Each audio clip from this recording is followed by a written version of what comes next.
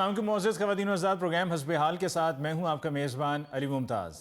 नाज़रीन, ज़मीन के रहने वालों ने अब चांद पर होटल बनाने की मनसूबाबंदी शुरू कर दी है। ये मनसूबा क्या है, आइए जानते हैं।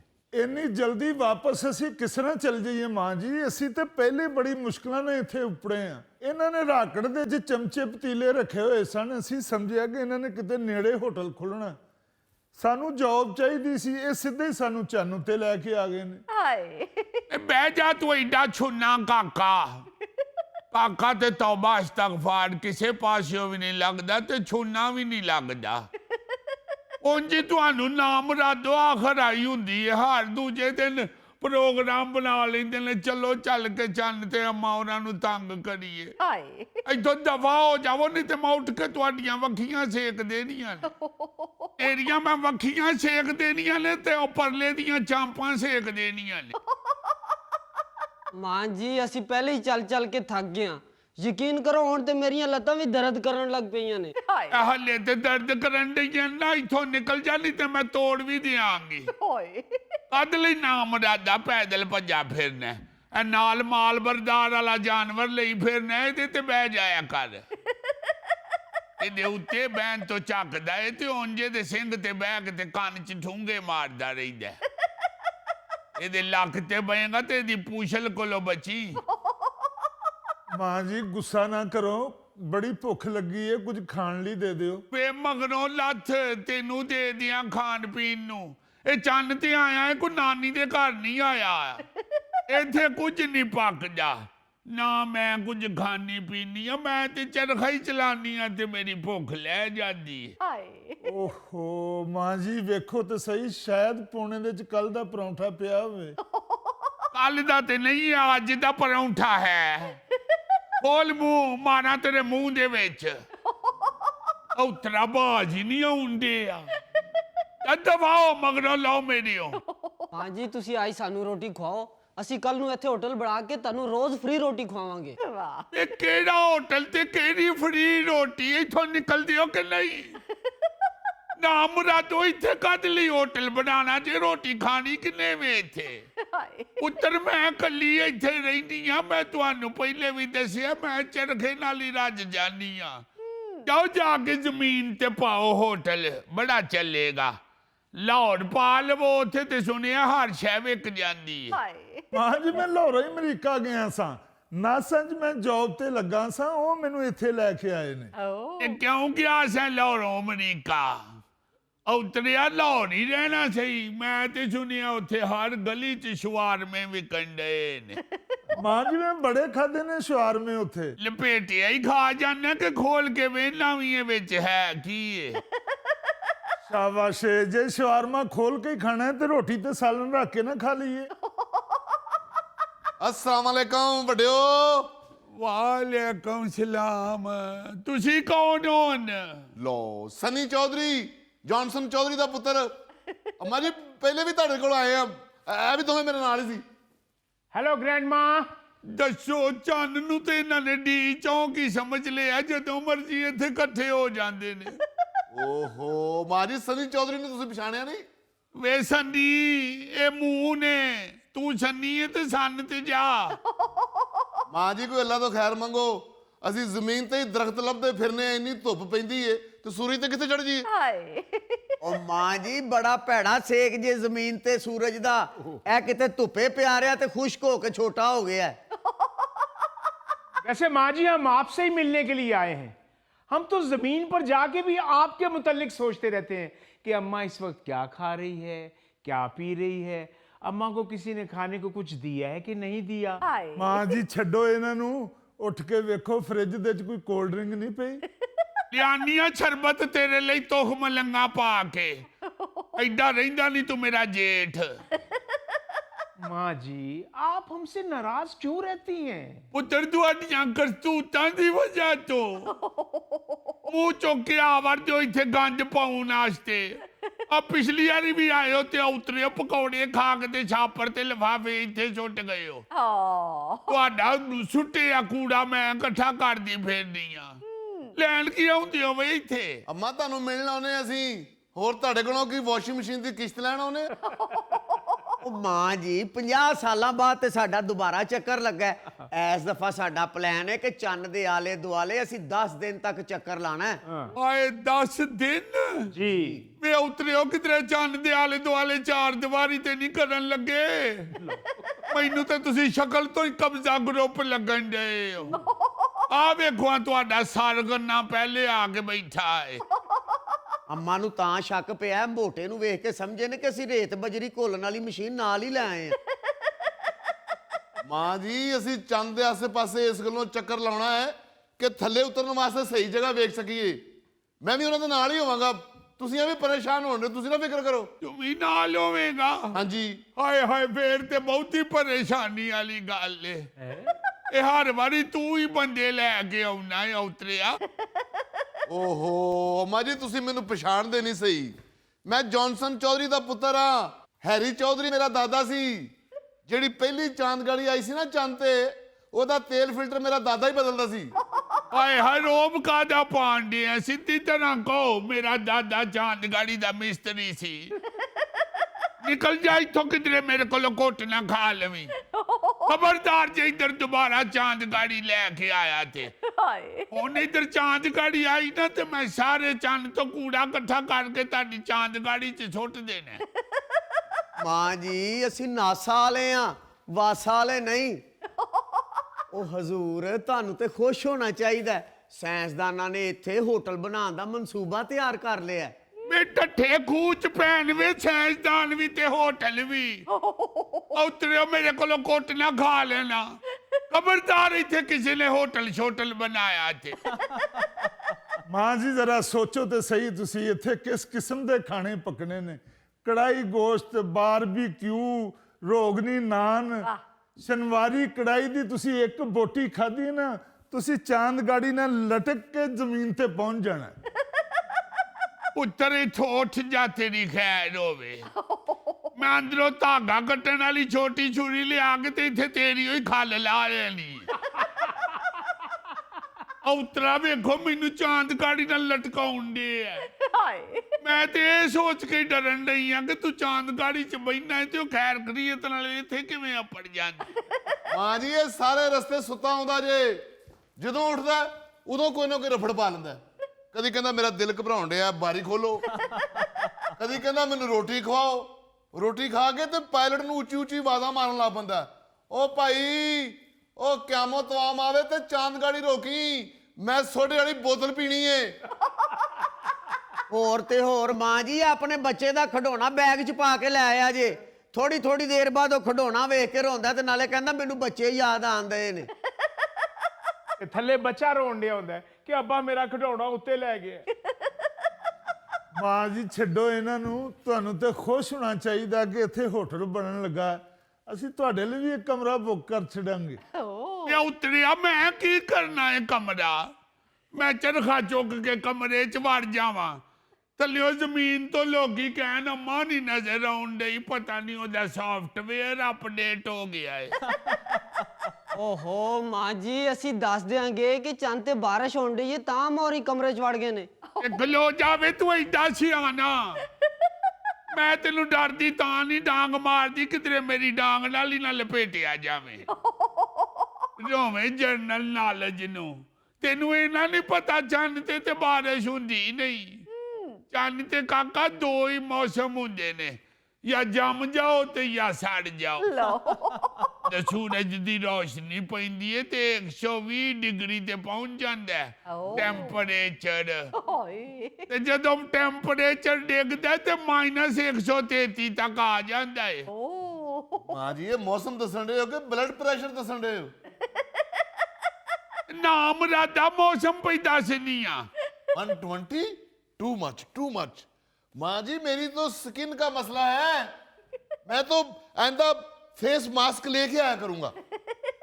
डोंट वरी पुत्र ओने तू वध की नुकसान होना है नाले की आंदे ने सियाने वधी नु सत्ते खैराने ਓਏ ਓਏ ਤੁਸੀਂ ਸਾਰੇ ਇੱਥੇ ਮਜਮਾ ਲਾ ਕੇ ਬੈਠੇ ਹੋ ਅੰਮਾ ਰੀ ਕੀ ਨਿਆਜ਼ ਵੰਡਣ ਡਏ ਨੇ हेलो एक और आ गया जी ਸਿਰਫ 8 ਦਿਨ ਦਾ ਰਾਸ਼ਨ ਰਹਿ ਗਿਆ ਸਾਡੇ ਕੋਲ ਉੱਤੇ ਟਾਈਮ ਹੋ ਗਿਆ ਤੇ ਫਿਰ ਭੁੱਖੇ ਮਰੋਗੇ ਸਾਰੇ।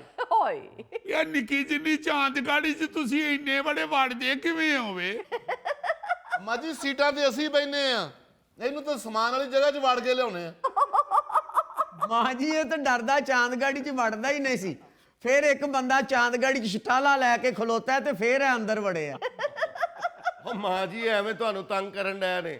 ਅਸੀਂ 3 ਜਣੇ ਕੰਮ ਕਰਨ ਆਏ ਆ।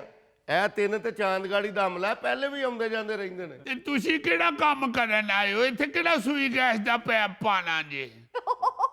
ਮਾਂ ਜੀ ਹੋਟਲ ਬਣਾਉਣ ਲੱਗੇ ਆ। ਓਏ ਮੈਂ ਮਰ ਗਈ ਏ ਤੇ ਸੱਚੀ ਮੁੱਚੀ ਪੱਕੇ ਹੋਏ ਨੇ।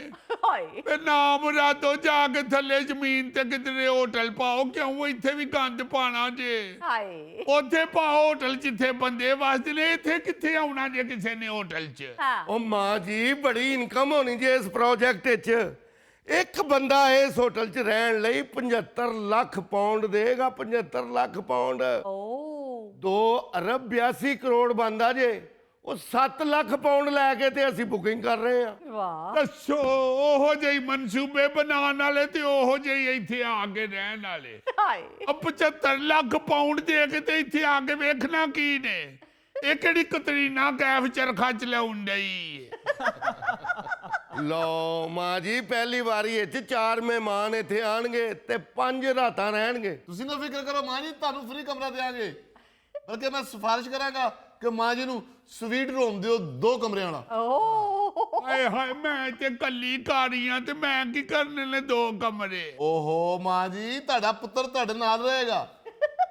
मैं सिर्फ खाने के टाइम पे आपके रूम में आया करूंगा।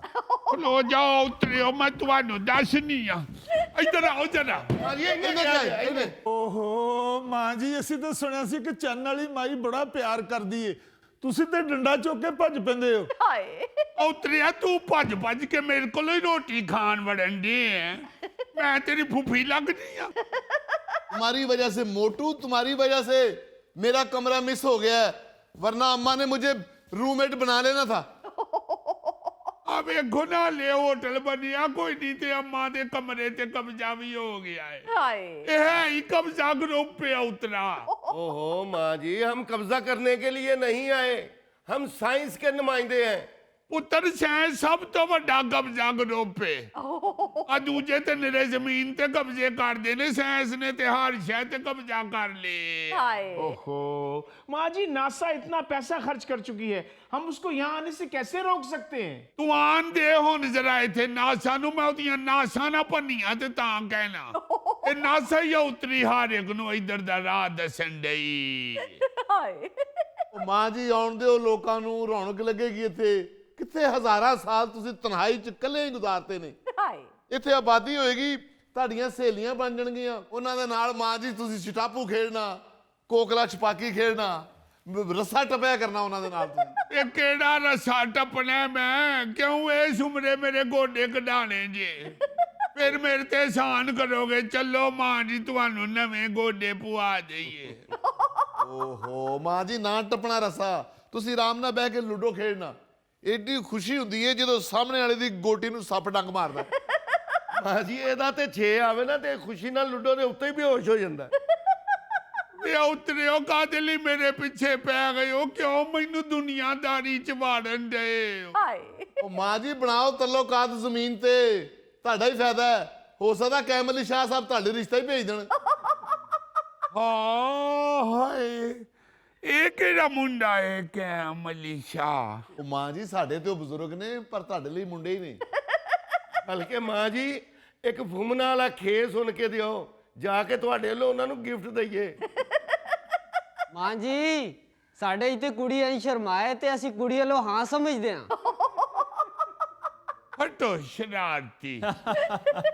नाज़रीन, इसके साथ ही हम लेते हैं एक ब्रेक, मिलते हैं ब्रेक के बाद। सेल्फी बना के बकरी के साथ उसने घर जाके परजाई को दिखाया होगा, ये है वो जिसकी तरह तुम मैं करती रहती।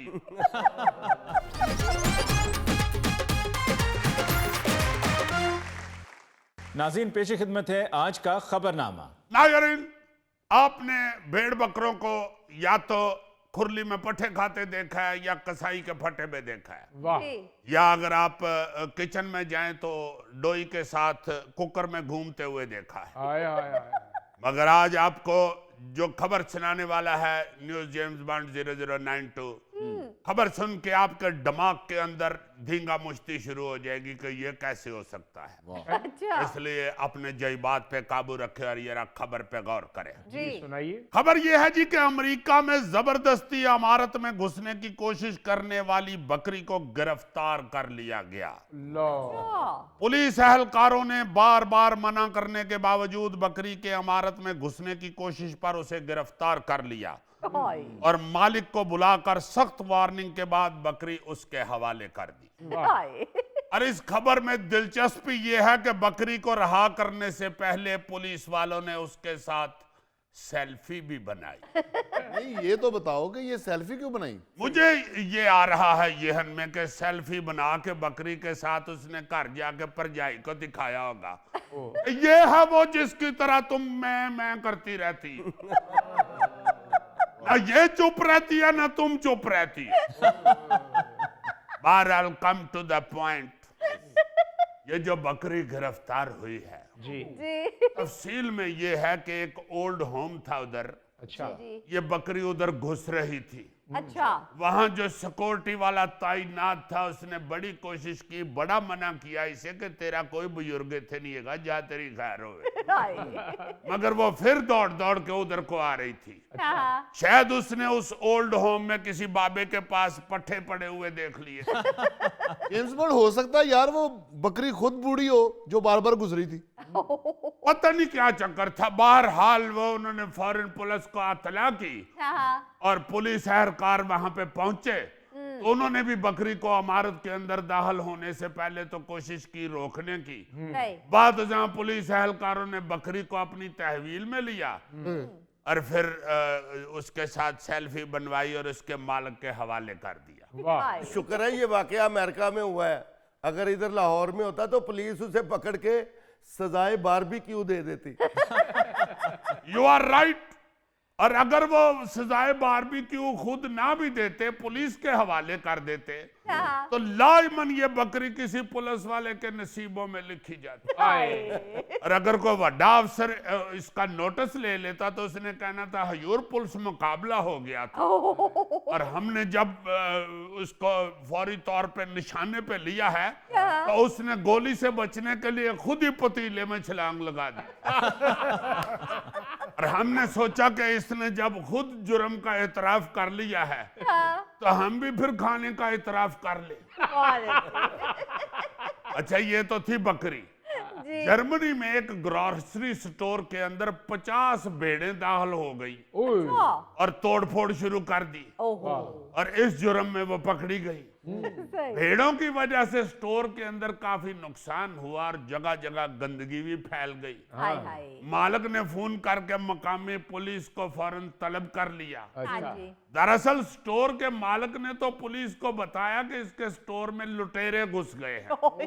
पुलिस उधर फटाफट पहुंची तो वहां भेड़ें स्टोर के अमले को यरगमाल बना के अपना नाश्ता पानी कर रही थी। यार भेड़ें किसी को कैसे यरगमाल बना सकती हैं? यानी देखो कौन कह रहा है जो कई दफा बेचारा अपना कुर्बानी वाला बकरा खोलते हुए उसकी रस्सी में लिपटा गया है। अब भाई जी जब पुलिस वहां पे पहुंची थी तो भेड़ों ने वो जो अमला था स्टोर का उसको नुक्कर में लगाया हुआ था हाय और 50 में से 5 भेड़ों ने उनको टक्कर की नोक पे लिया हुआ था। खुद पुलिस ने देखा, उन्होंने फिर फौरन गिरफ्तार की था उन्हें। सही बहरहाल चूंकि यहाँ भी हमारी देसी पुलिस नहीं थी इसलिए भेड़ें जो है वो कोफ्ते या कबाब बनने से बच गई हाय और सीधा वहां पे पहुंचा दी गई जो उनके मालकान थे। सही अलबत्ता उनके मालिक को पुलिस ने वार्निंग भी दी और स्टोर मालिक से ताउन करने का भी कहा। चलो ये तो अच्छा है कि जानवर गिरफ्तार करके मालिकों के हवाले कर देते हैं, उनको जेल में नहीं डालते। हाँ और भाई जी ये तो वो खबरें हैं जिसमें जानवर सुखा सुखा मालिक के हवाले कर दिया जाता है, मगर बहुत से ऐसे केस हैं जिसमें जानवर को सजा भी हुई है और कैद भी हुई है। अच्छा जी, हाँ, अदालत भी गए हैं, अदालत से कैद हुई है। अच्छा बल्कि अदालत में उन जानवरों के केस भी चले हैं। हाय सबसे पहले तो आगे भी एक दफा हमने डिस्कस किया था कबूतर, जिसे 2015 में पाकिस्तान के लिए जासूसी के जुर्म में भारत ने पकड़ा और कैद में रखा, हाँ जी और उसकी टांग के साथ एक कागज भी बंधा हुआ था जिस पर एक फोन नंबर लिखा हुआ था। हाँ जी इसलिए उसे पाकिस्तानी जासूस करार दे दिया गया। हाय बल्कि पुलिस एहलकार उसे एक्सरे के लिए एक वेटनरी अस्पताल ले गए, और जब कुछ नहीं मिला तो उन्होंने कबूतर को पुलिस डायरी में मुश्तबा जसूस के तौर पर दर्ज करके कैद कर लिया। अच्छा, फिर 2016 में अमेरिकी रियासत मैरीलैंड में एक जंगली बीवर, जिसे हम ऊद बला कहते हैं, जी वो भी एक ग्रोसरी स्टोर में घुस गया और उसने हंगामा किया, तोड़फोड़ की, अच्छा और इस जुर्म में गिरफ्तार हुआ था। ओहो स्टोर के मालिक ने पुलिस को फोन करके बताया कि एक ऊद बला उसके स्टोर को तबाह कर रही है, हाय और क्रिसमस के लिए बनाए गए तमाम जो तोहफे हैं वो बर्बाद हो गए हैं। ओहो पुलिस ने आकर उस ऊदबला को गिरफ्तार किया, हाँ उसे एनिमल कंट्रोल डिपार्टमेंट के हवाले किया। अच्छा, यस, फिर 2015 में भारत में एक तोते को पुलिस ने गिरफ्तार किया था। अच्छा शायद तोते नु मालक ने गाला कढ़नियां सिखाती और उन्हें किसी पुलिस अफसर नु गाल गूल कढ़ देती हो। और वाकई ये सीरियस है, ये मजाक नहीं कर रहा, वो गालियां निकालने वाला तोता था। ओहो वो अपने मालिक की सौतेली वालदा को गंदी गालियां देता था। हाय हाँ, भारतीय रियासत महाराष्ट्र की पुलिस ने सौतेली मां की शिकायत पर तोते को गिरफ्तार किया था, लो जी लेकिन तोता इतना चालाक था कि उसने तफ्तीश के वक्त पुलिस के सामने जुबान ही नहीं खोली, बल्कि सिर्फ कोई लाइन उन्हें बोली है, भाई जी मैं तो गूंगा वहां। वो जो सौतेली माँ थी ना जी, उसने ये शिकायत की कि मेरा जो बेटा है सौतेला, उसने जानबूझकर इस तोते को गालियां सिखाई हाय ताकि वो मुझे जलील कर सके। लेकिन पुलिस ने फिर सबूत ना मिलने पर मुलजम को बाइज्जत रिहा करके महकमा जंगली हयात के हवाले कर दिया। सही उन्होंने क्या कि यार एक गालां कढ़ण वाला तोता है, तो माई होरी भी लड़ाकी तबीयत दे, इन्हां दी लड़ाई नहीं मुकनी, इन्हू किसी जंगल च छड्ड आवे। उत्थे फिर सुनिया जंगल च भी ओदी बड़ी लड़ाई हुई, क्योंकि वो एक दरख्त ते बैठा सी, थल्लों लंघ रहा सी शेर, उत्तों उन्हें कड्ढी है शेर नू गाल, शेर बेचारे कोलों दरख्त ना चढ़िया जाए, और एडा बेवकूफ यालम तोता और मयाया तोता सी वो शेर जदों दरख्त ते चढ़दा डिगे ना ते उत्तों फिर हसे भी। फिर शेर गया अपनी खाला दे घर, अपने खाला दे पुत्र एक बिल्ले नू लै गया, ओनू फिर उन्हें कहा कि ओ देख बैठा ही है चढ़ दरख्त, बिल्ला दरख्त ते चढ़िया, तो उड़ के परां नू निकल गया। चलो जेम्स बॉन्ड अमेरिकन तोता था, वो इंग्लिश में गालियां निकालता होगा, इतनी बुरी तो नहीं लगती होंगी वो। यार वो शेर भी तो अमरीकन सी, वो केड़ा किला दीदार सिंह दा रहने वाला सी। जो अंग्रेजी समझता है उसे तो समझ आती है ना अंग्रेजी गालियां।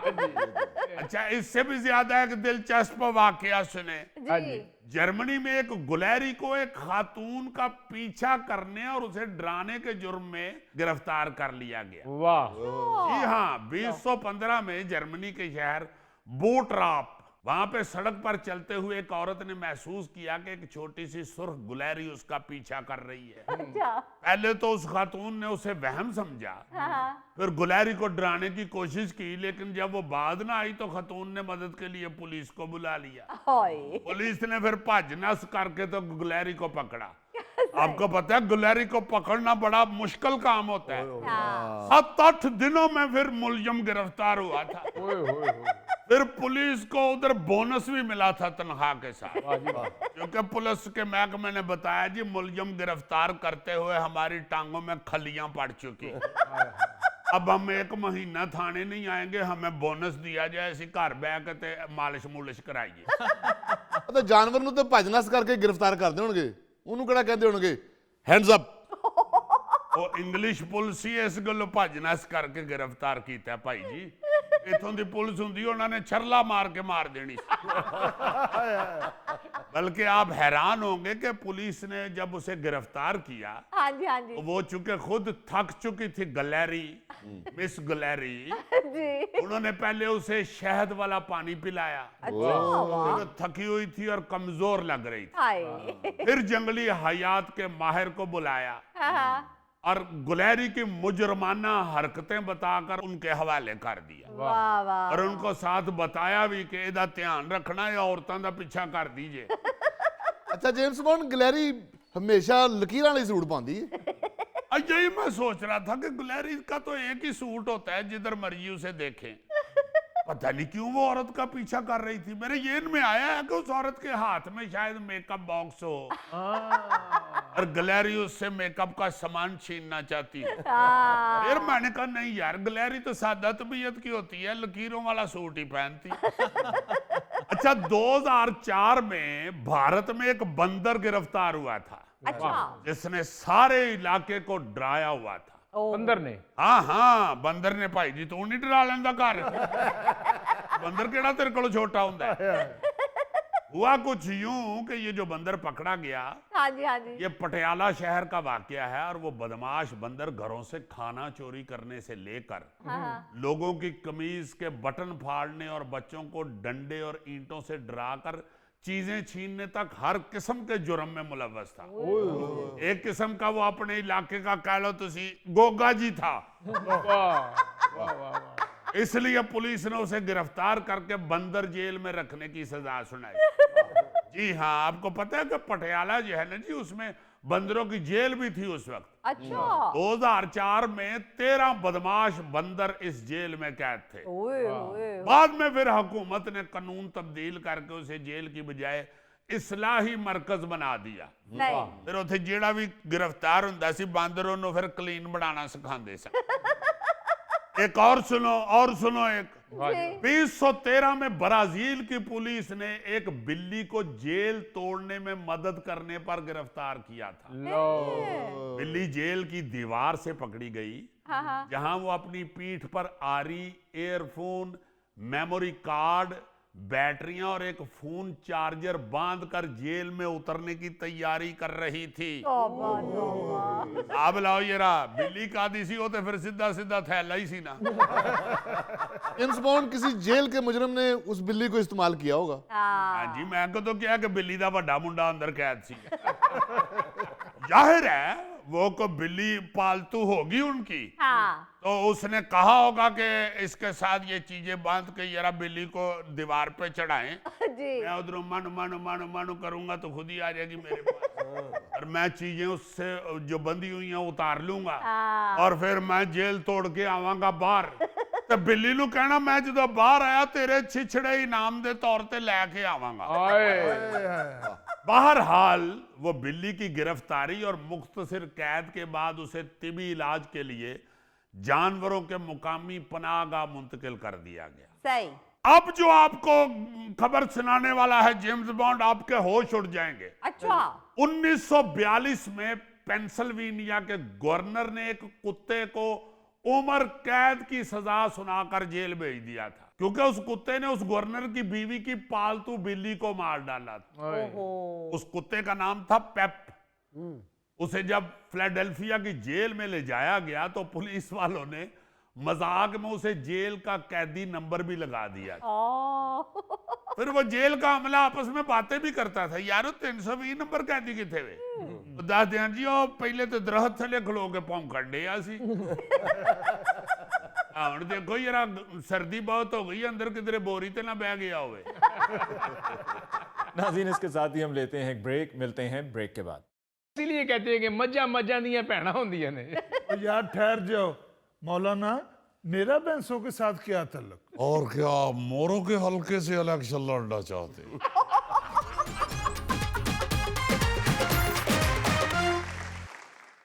नाज़रीन हमारे साथ आज एक दफ़ा फिर सीनियर सियासतदान और सरबराह जमीयत उलमा इस्लाम मौलाना फजलुर रहमान साहब मौजूद हैं आइए इनसे बात करते हैं बहुत शुक्रिया आली मुमताज साहब सबसे पहले तो एक तस्हीह फरमा लीजिए कि खाली मौलाना फजलुर रहमान नहीं अब आप डॉक्टर मौलाना फजलुर रहमान कहिए। वाह।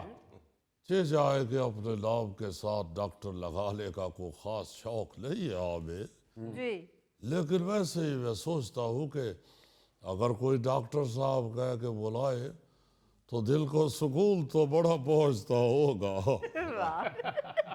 मौलाना साहब बहुत बहुत मुबारक हो, आपके डॉक्टर बनने का मुझे बहुत फायदा होगा, मुफ्त इलाज करवा लिया करूंगा। पहली बात तो ये है कि आपको जो बीमारियां लाहक हैं उन्हें लाइलाज ही समझे। दूसरी बात ये है कि अगर लाहौर में बैठे भी आपका इलाज नहीं हो सका तो फिर समझ जाए कि आपको तो लाहौर भी नहीं ले जाया जा सकता। और तीसरी और आखिरी बात बरखुरदार ये है कि इलाज में पेशरफ्त तभी होगी जब किसी डॉक्टर को फीस देकर चेक कराओगे। ओ भाई मौलाना साहब दवाइयों वाले डॉक्टर नहीं, पीएचडी डॉक्टर हैं। गवर्नर सिंध ने उन्हें पीएचडी की इजाजी डिग्री दी है। लो जी मैं मसा ही बचया जी, मैं कहने लगा था डॉक्टर साहब मुझे नींद नहीं आती, वो पीएचडी डॉक्टर निकला है। गौरी साहब आपकी इस बीमारी का इलाज तो मैं आपको बता सकता हूँ। अच्छा जी। आपने जिस जिसके पैसे दे ले दे दे, आपको बेहतरीन नींद आएगी। वाह वाह वाह वाह वाह, मौलाना साहब आपके नुस्खे से पता लग गया आप वाकई डॉक्टर हैं। नहीं, वैसे डॉक्टर तो हम हैं, मगर फर्क सिर्फ इतना है कि हम सियासत के डॉक्टर हैं। वाह वाह वाह। हमें सियासी बीमारियों के एक एक जरासीम और एक एक वायरस और एक एक तकलीफ का पता है। वाह वाह वाह। ये तो गवर्नर कामरान टेसूरी साहब की मोहब्बत है कि उन्होंने हमें डॉक्टरेट की डिग्री दे दी है, जी वरना हम तो पहले भी डॉक्टरी ही कर रहे थे और प्रैक्टिस तो मैं पिछले 40 साल से कर रहा हूँ। हाय जब मुल्क में सियासी बुखार चढ़ता है तो सबसे पहले जो डॉक्टर याद आता है वो आपके सामने ही बैठा हुआ है। मौलाना साहब 5वीं जमात तक तो मेरे घर भी शोर मचा रहा कि ये डॉक्टर ही बनेगा, ये डॉक्टर ही बनेगा। वाह। जब 5वीं जमात का रिजल्ट आया है तो हमारे घर के जो वजीर आजम थे यानी मेरे अब्बू जी, उन्होंने कहा इन क्लीनर काम ते ही पाओ। बस मौलाना साहब ये अपने गोगे ने भी डॉक्टर बन जाना था, बस वाइवा में फेल हो गया। प्रोफेसर साहब ने कहा कि आप वार्ड में जाके सबसे पहले मरीज का क्या देखोगे, तो इसके मुंह से निकल गया मैं उसका फ्रूट देखूंगा। अच्छा मौलाना साहब ये तो बताइए कि केपीके के वजीर आला के साथ पंजाब हुकूमत ने जो सलूक रवा रखा उस हवाले से आप क्या कहेंगे? देखिए मोहतरमा, इस हवाले से तो मैंने राय पहले दी और पंजाबी जुबान में दी। जी मैंने कहा था कि कुछ जूझ भी रवा हो की असल, कुछ गल विच गम दा तौक भी सी, कुछ शहर दे लोग भी जालिम सन, कुछ सन मरद दा शौक भी सी। लिहाजा मैं समझता हूँ कि बाज लोगों को उड़ते तीर पकड़ने का शौक होता है। इसी तरह मौसूफ ने भी उस जगह प्रोटोकॉल की ख्वाहिश की जहाँ उन्हें कोई देखना गवारा ना कर सके। हाय ये तो बिल्कुल ऐसे ही है जैसे कोई मुर्गा चिकन शॉप पे जाके प्रोटोकॉल की ख्वाहिश करे। अच्छा मौलाना एक सवाल मेरे ज़हन में भी फंसा हुआ है। शुक्र है इस दफा सवाल आपके जहन में फंसा है, वरना अक्सर आप किसी मुश्किल में फंसे होते हैं। हुजूर मैं ये पूछना चाहता हूँ कि ये पीपल्स पार्टी और नून लीग कब तक इकट्ठी रह सकती है? देखे तैला साहब, ये इत्तेहाद ऐसे ही है जैसे धोती कुर्ते पे टाई लगा ली जाए, या फिर यूं कहे कि ये इत्तेहाद बिल्कुल ऐसे ही है जैसे आप सरसों का साग पका के कहे के साथ पूड़ियां मंगवा ले, या जैसे कोई शख्स कॉफी शॉप पे जाके कहे कि एक कॉफी के साथ एक आइसक्रीम दे दो, या फिर ये कह सकते हैं कि ये इत्तेहाद ऐसे ही है जैसे कोई सर बढ़वा के तो हेयर ब्रश खरीदने चला जाए। नहीं मौलाना साहब नहीं, खाने पीने वाली मसाले ही दें। अच्छा जी, ये इत्तेहाद ऐसे ही है कि जैसे गोगा जी अपनी बहू से कहे कि मेरी चाय में 1 चम्मच चीनी डाल दो और इनकी बहू 1 चम्मच जहर डाल दे। नहीं नहीं सर जी, आप अपनी मर्जी की मिसालें दें।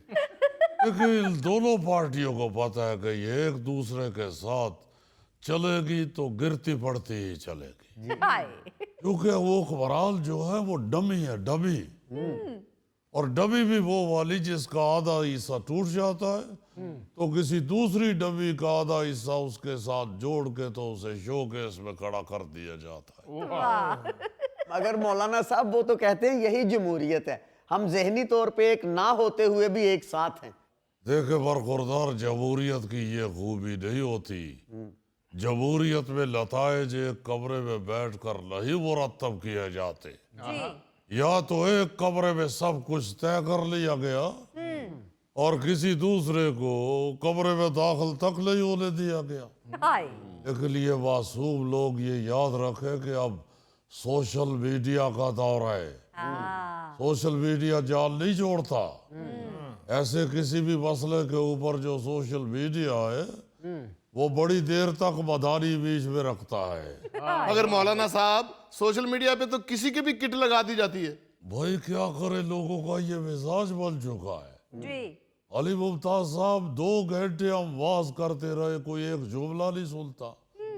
अगर लोगों को रिलैक्स करने के लिए उसमें कोई एक लतीफा सुना दे तो वो फौरन वायरल हो जाता है। अच्छा, कि देखे जी मौलाना हजरात लतीफे सुनाते फिर रहे हैं, ये किस तरह के मजहबी लोग हैं, ये लतीफे सुनाते हैं। हाय ओ भाई खुदा के बंदे, लतीफा अगर तो गंदा है तो फिर शोर मचाओ, अगर साफ सुथरा और हंसने वाला है हंसो और बात खत्म करो। बिल्कुल जो सीरियस तकरीर करते हैं उसके सिर्फ चंद सैकड़े व्यूज आते हैं, जो लतीफा सुनाते हैं वो मिलियंस में चला जाता है।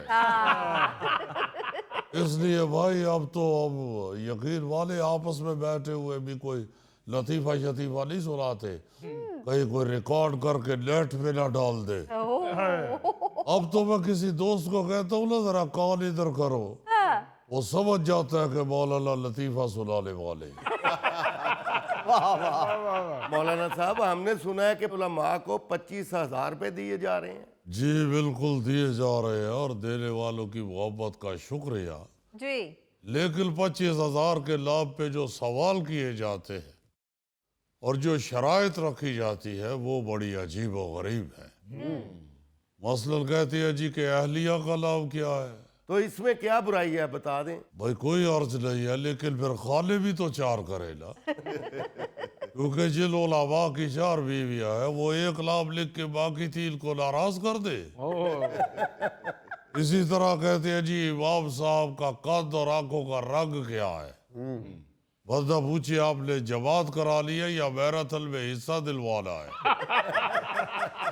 मुझे तो यूं लगता है कि ये भी पूछेंगे मौलाना जब आपके कमर पे खारिश होती है तो आपने चाइना का वो लकड़ी वाला हाथ रखा हुआ है या दीवार के साथ कमर रगड़ते हैं। ये भी बताइए कि नहाने के बाद आपकी आंखें सुर्ख होती है या नहीं।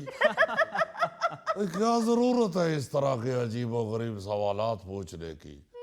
25,000 रुपया है, आप बगैर गिले पकड़ाए मौलाना गिल के जेब में डाले और जाए। अच्छा मौलाना साहब, अचकजई साहब कायदे हिस्बे इख्तलाफ मुंतखब हुए हैं, इसके बारे में आप क्या कहेंगे? हम मुबारकबाद कहेंगे, हमने क्या कहना है। हमें उम्मीद है कि उनके तजुर्बे से पार्लियामेंट अपना खोया हुआ वकार हासिल करेगी। वरना जो हालात चल रहे हैं उनमें किसी बाशऊर आदमी का वहां बैठना ऐसे ही है जैसे पुरानी फिल्मों में हीरोइन की मंगनी के वक्त हीरो पियानो पर बैठा पियानो बजा रहा होता था। भाई तुम हीरो किसी म्यूजिशियन को 5,000 रुपया दो, वो पियानो बजाता रहे, तुम जाके अपनी मंगेतर के पास बैठो, मंगनी वाले दिल पियानो में बैठे हुए हो। मौलाना साहब पहले आप खुद ही कौमी हम मांगी का दर्स देते हैं, फिर आप खुद ही कौमी इत्तेहाद पे तनकीद करना शुरू कर देते हैं। ओ भाई एक पर वाली चिड़िया। मौलाना साहब ये क्या बात हुई? वो जिसका एक पर होता है ना वो सीधा आगे नहीं बढ़ सकती, वो एक ही जगह पे घूमती रहती है। आप बात समझते नहीं है। तनकीद कर ले और हकायक बताने में काफी फर्क होता है। देखो, अगर हमारी कोई बात गलत हो तो बताओ। नून लीग और पीपल्स पार्टी को खुद नहीं मालूम कि वो कब तक इस इत्तेहाद को निभा सकेंगे। जिस तरह नेशनैलिटी के लिए बाहर जाके बंदा गोरी से शादी कर लेता है और उसे ये भी नहीं मालूम होता कि कब तक ये इस शादी को निभा सकेगा, इसी तरह इन पार्टियों को भी नहीं पता बेचारियों को, क्योंकि ये गैर फितरी इत्तेहाद है। वैसे तो ये इत्तेहाद है भी नहीं, सियासी बेसाखी है। चल तो रहे हैं मगर गिरने का खतरा हर वक्त हर कदम पर मौजूद होता है। इसलिए समझने की कोशिश करो ये इत्तेहाद कम और सियासी वाकर ज्यादा है। चल तो रहा है मगर आवाज बहुत आती है। बड़ी मायूसी होती है। मौलाना साहब, मैं सियासत में आ सकता हूँ? लो हरगिज नहीं, क्योंकि आप सब जानते हैं कि भैंसों में सियासत नहीं होती। आप बेशक 4 भैंसों को एक खुरली के ऊपर बांध दे, वो लड़ाई झगड़ा नहीं करती, आराम से चारों खाती रहती। तो मुझे उनके खाने से ये महसूस होता है कि भैंसों में सियासत नहीं होती, क्योंकि अगर सियासत हो तो वो लड़ाई झगड़ा जरूर करे। मौलाना साहब वो इसीलिए कहते हैं कि मज्जा मज्जा दियां भैणा होंदियां ने। तो यार ठहर जाओ मौलाना, मेरा भैंसों के साथ क्या ताल्लुक? और क्या आप मोरों के हल्के से इलेक्शन लड़ना चाहते हैं? मौलाना साहब, ये गोगे का सवाल ही गलत है। मैं सियासत में आ सकता हूँ, तो तुम तो रक्शे में नहीं आ सकते, तो सियासत में क्या आना है? वैसे ये रजाई में पूरा नहीं आता, इसने सियासत में क्या आना है? गोगे तुम सिर्फ तूड़ी वाली गाड़ी में आ सकते हो। अरे उस वक्त से जब मैं मिनिस्टर फूड बन के आपके सामने से गुजरूंगा। अब देख रहे हैं, जिस मिनिस्ट्री में वो दिलचस्पी रखता है असल में उसकी वजह से सियासत में आना चाहता है। वैसे अली साहब, अगर गोगा मिनिस्टर फूड लग जाए ना तो दुकानदारों का बड़ा फायदा होगा। वो खराब शैमा बाहर रख लेने के मिनिस्टर साहब चेक करने आ रहे हैं। ਤੇ ਗੋਗੇ ਨੇ ਜਾਲੀ ਦੁੱਧ ਨਾਲੇ ਹੀ ਤਾਂ ਨਹੀਂ ਸੀ ਰੋੜਨਾ ਜੀ। ਇਹਨੇ ਕਹਿਣਾ ਸੀ ਇਹ ਜਾਲੀ ਦੁੱਧ ਹੈਗਾ, ਇਹਨੂੰ ਇੱਥੇ ਰੋੜ ਦਿਓ। नाज़रीन, इसके साथ ही हम लेते हैं ब्रेक, मिलते हैं ब्रेक के बाद। कराची में सानहा हुआ है प्लाजा को आग लगने वाला, उस पर बात करना बहुत मुश्किल है। इंतहाई अफसोसनाक वाकया है। हाँ जी, दिल दहला देने वाला वाकया है। बिल्कुल।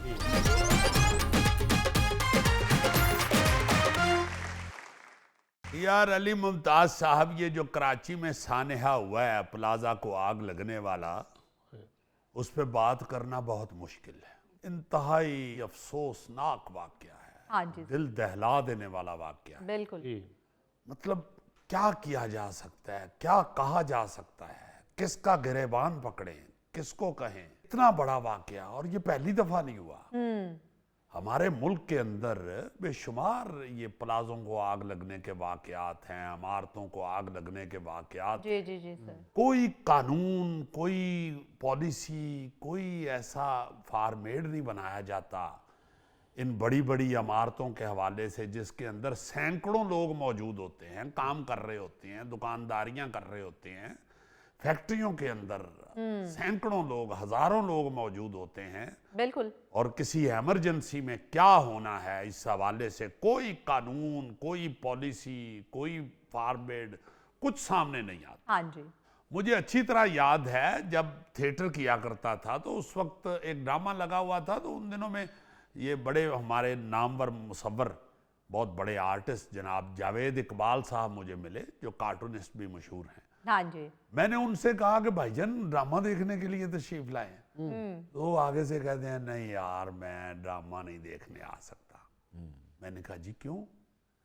कहते हैं यार किसी भी ऐसी इमारत के अंदर ये जो थिएटर्स और सिनेमा हॉल बने हुए हैं, यहाँ पे इमरजेंसी की सूरत में एग्जिट ही कोई नहीं है। ये बिल्डिंगें जो हैं इनके नक्शे ही ऐसे नहीं हैं कि अगर अंदर अल्लाह ना करे आग लग जाए या छत गिर जाए या कुछ हो जाए, कुछ भी हो जाए। हाँ।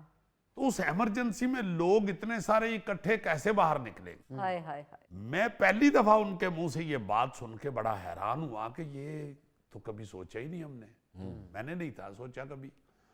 तो जावेद साहब ने मुझे ये ध्यान पड़वाया मेरा कि भाई ये जो इस तरह की बिल्डिंगें होती हैं जिसमें सैकड़ों लोग मौजूद होते हैं इकट्ठे, उनमें इमरजेंसी हो जाए तो वहां से निकलना जो है इंसानों के लिए उसका एक तरीकाकार होता है, हाँ जी। उसका ऐसा बिल्डिंग का नक्शा होता है बिल्कुल। वहां से लोग निकल सकें, जो हमारे मुल्क में बदनसीबी है कि नहीं देखा। नहीं है। अब आप देखें ना कि ये जो वाकया हुआ है कराची में, जिन लोगों की जानें चली गई हैं, उनके लवाहिकीन को बेचारों को पहले तो हौसला देना चाहिए। अल्लाह ताला की रजा, अल्लाह ताला की जो मर्जी। ऐसी सूरत हाल में हम एक दूसरे को यही कह के तसल्ली देते हैं क्योंकि मर्जी तो उसी की है जी। अल्लाह ताला ने ही लिखा हुआ है, हर एक की मौत को उसी ने लिखा है। और दूसरा, हुक्मरानों का गिरेबान पकड़ने को दिल करता है। आप देखें जरा कि कैमरे के सामने दावे करते हैं कि हमारा मुकाबला किसी सूबे से नहीं बल्कि पूरी दुनिया से है। हाँ जी। और कारकर्दगी ये है कि एक प्लाजे में आग लग जाए तो लोगों को निकाल नहीं सकते, मुश्किल होता है।